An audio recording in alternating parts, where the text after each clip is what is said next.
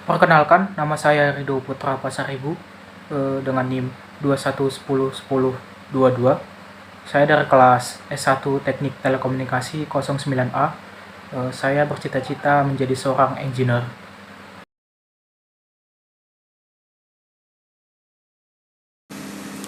Pada praktikum algoritma dan pemrograman ini, saya akan membahas tentang modul 5, yaitu subprogram, prosedur, dan fungsi.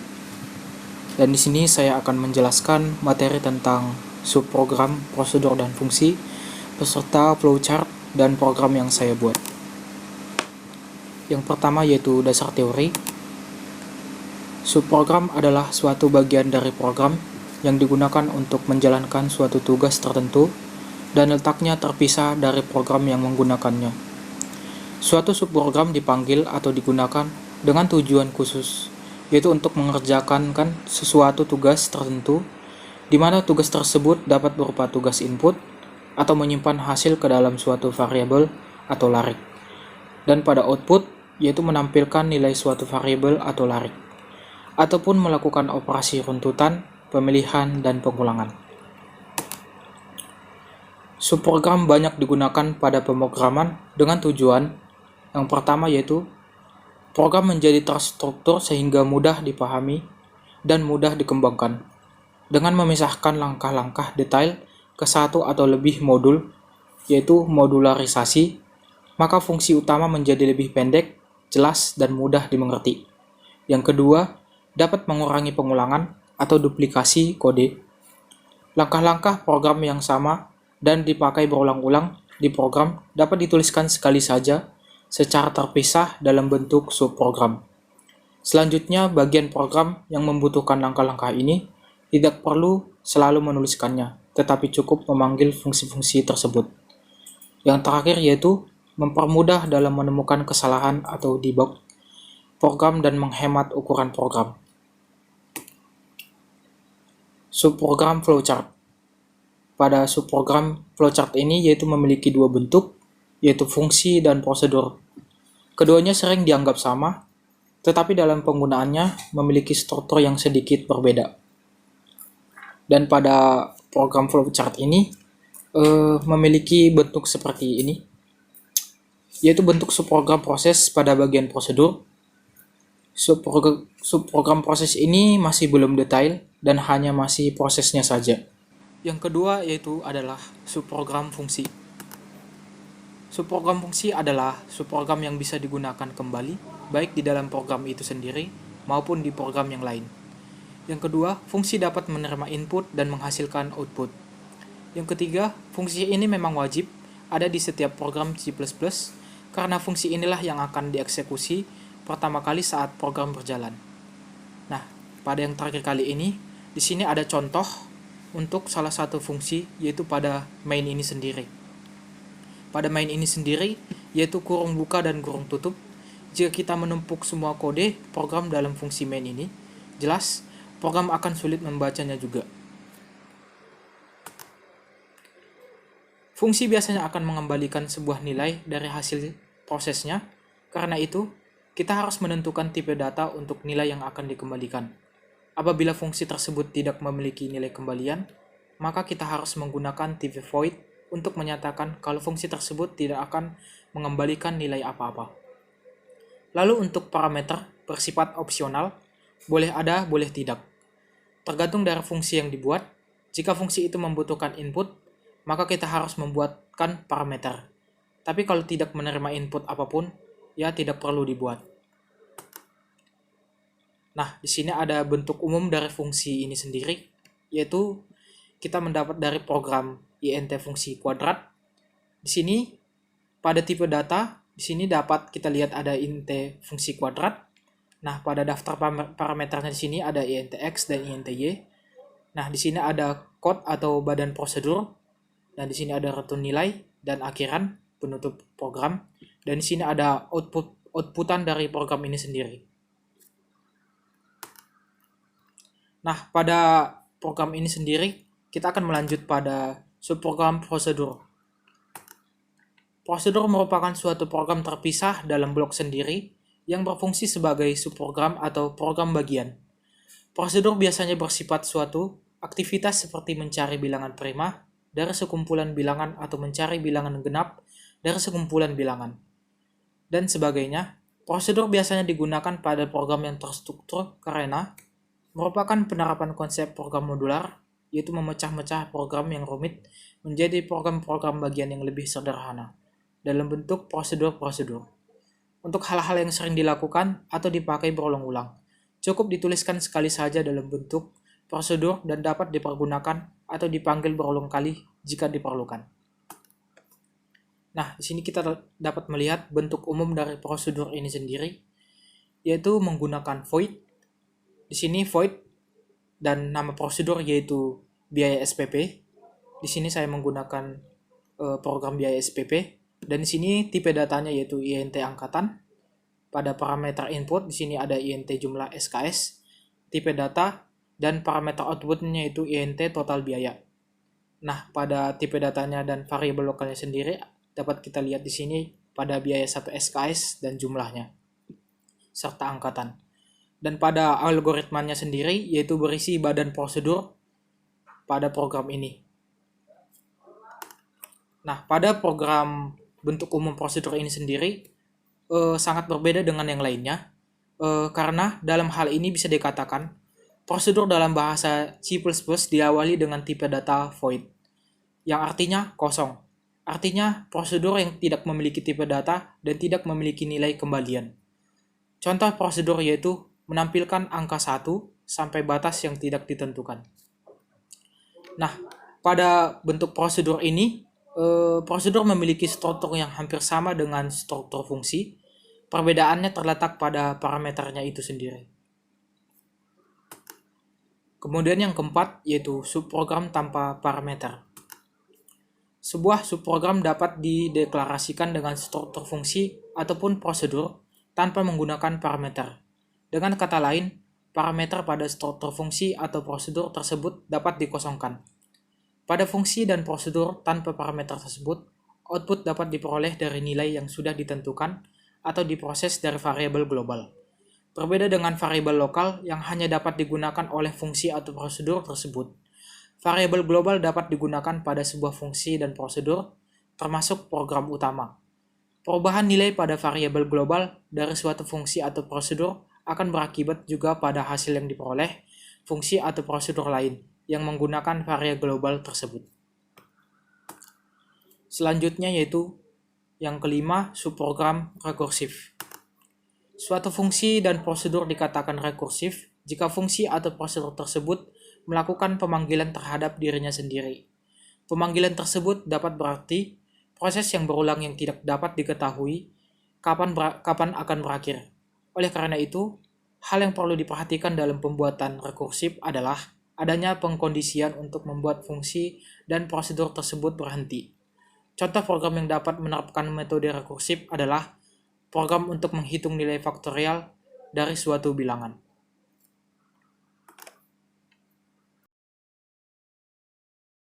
Nah, setelah mengetahui teori-teorinya, selanjutnya saya akan membahas tentang program modul 5, subprogram prosedur dan fungsi yang telah saya buat.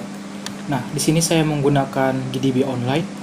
Nah, pada program yang saya buat ini, yaitu program menggunakan masukan, menentukan bilangan ganjil dan genap. Nah, pada program awalan, saya di sini menggunakan fungsi include iostream using namespace std, dan di sini saya menggunakan dua fungsi, yaitu terdapat tipe data yang saya pakai. Itu yang pertama ada tipe pull, keluar sama dengan false. Nah, pada fungsi ini yaitu keluaran hasil dari operasi relasionalnya berupa true dan false atau disimbolkan dengan satu true dan 0 false. Nah, yang kedua, di sini saya menggunakan tipe data char, yaitu untuk menampung satu digit karakter, dan di sini saya menggunakan char ya underscore tidak. Nah, pada awalan program, di sini saya menggunakan integer perulangan for, yaitu dengan menggunakan 3 parameter, yaitu integer input, integer nilai awal, integer nilai akhir. Nah, di sini ada tampilan masukkan nilai awal dan masukkan nilai akhir. Kemudian di sini ada kondisi perulangan for-nya. Lalu di sini ada modulus, yaitu sisa bagi untuk menentukan bilangan ganjil ini. Kemudian di sini ada untuk outputannya, yaitu bilangan ganjil ini sendiri. Nah, kemudian di sini ada fungsi void, yaitu perulangan do while, dan menggunakan 3 parameter juga, yaitu integer input, integer nilai awal, dan integer nilai akhir. Nah, di sini juga memasukkan nilai awal dan memasukkan nilai akhir. Lalu di sini juga ada modulusnya, yaitu menentukan bilang genap, dan lalu ada outputannya. Kemudian di sini ada int main, integer pilihan, input, nilai awal, dan nilai akhir. Di sini ada biodata yang saya buat. Nah, selanjutnya di sini ada fungsi, yaitu switch atau pilihan. Di sini untuk menghasilkan isi dari pilihan yang pada program ini. Pada switch ini menggunakan 3 case, yaitu pada case yang pertama, yaitu perulangan for, input, nilai awal, dan nilai akhir. Di sini pada case pertama, yaitu untuk memanggil subprogram prosedur perulangan for ini sendiri. Kemudian ada fungsi break. Nah, kemudian pada case yang kedua, yaitu perulangan do while. Di sini juga menggunakan input nilai awal dan nilai akhir. Nah, di sini juga untuk memanggil subprogram perulangan do while. Kemudian break. Nah, pada case yang ketiga ini yaitu cout, fungsi apakah ingin keluar. Nah, di sini ada inputan untuk pilihan ya atau T. Nah, selanjutnya di sini ada inputan terima kasih ya. Nah, selanjutnya di sini ada default. Ketika kita memilih lebih dari angka yang ada pada case yang ketiga ini, maka di sini akan ada cout keluaran, yaitu pilihan tidak tersedia. Maka akan dibuatkan program keluar ya atau tidak. Nah, selanjutnya di sini ada akhiran if. Jika keluar, maka hasilnya false. Nah, selanjutnya program selesai pada penutupan menggunakan while di sini. Nah, selanjutnya kita akan merun programnya.